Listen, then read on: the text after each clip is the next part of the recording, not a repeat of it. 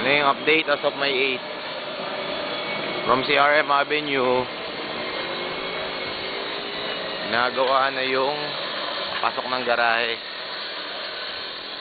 So, tinatanggal na yung bakod. Natanggalin na rin itong tindahan. I-clear na to.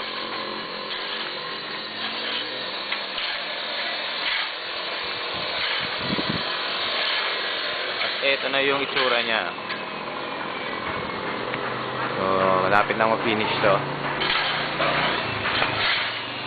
Ito na yung pinakamukha ng bahay.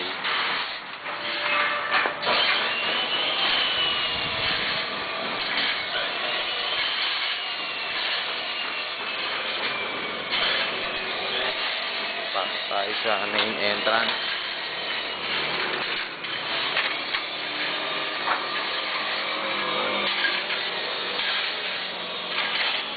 Ayan yung septic tank. Ito yung garahe.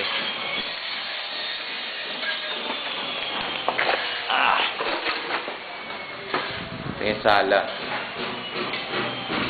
Ayun.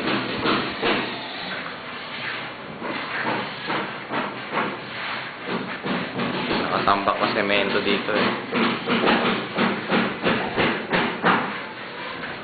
Ito yung kitchen.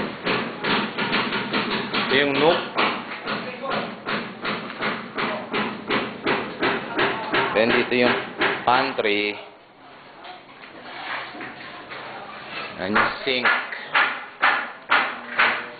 Countertop. Diyan ang gas range. Ayan yung counter ulit. Then rep. So yung wall, start na rin nilang masilya.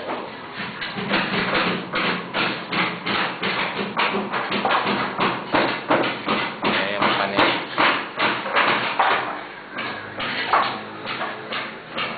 Dining area.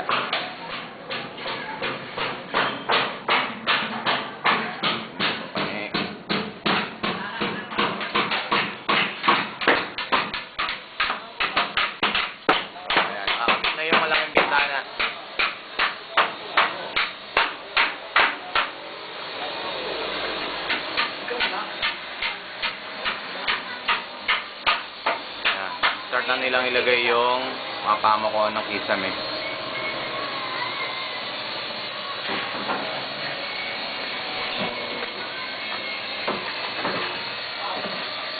Yung master's bedroom.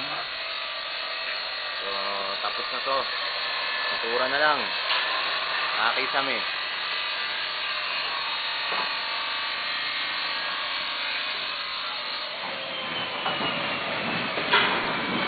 Yung closet, ito pa lang ang nagagawa. So by next week, tapusin na rin to. Ayan, pa rin yan. Wala pang ginagalaw dito kasi may mga ilalagay pang mga tubo. Actually, yun na, nakalagay na pala. Yung mga stainless na tubo, nakaabang na. Yun, papunta sa bathtub. Yun ang papunta sa heater. So, baka bukas o sa Lunes may magsimula na dito.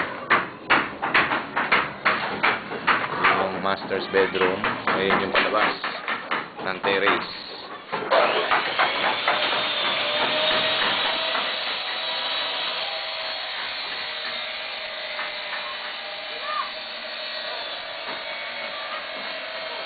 Start na lagyan ng design yung bintana.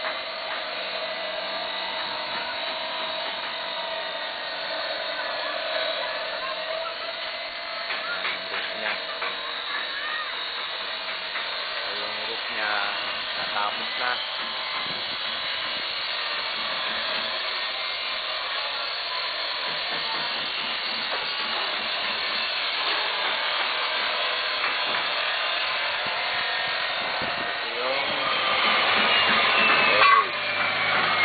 Yung terrace, pinalagyan ng poste para sa bubong ng terrace.